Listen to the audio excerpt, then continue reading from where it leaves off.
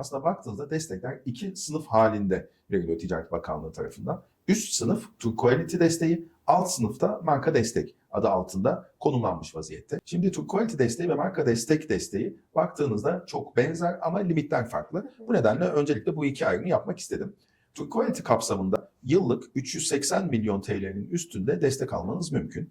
Fakat marka destek seviyesinde 190 milyon TL'ye düşüyor bu destek seviyesi. Ama yine baktığınızda 190 milyon TL'lik yıllık destek inanılmaz yüksek bir rakam, meblağ. Zaten öteki desteklerde bu seviyeye ulaşmanın imkanı da yok. Bu nedenle marka destek olsanız bile ciddi anlamda destekten faydalanabileceğinizi söylemek mümkün.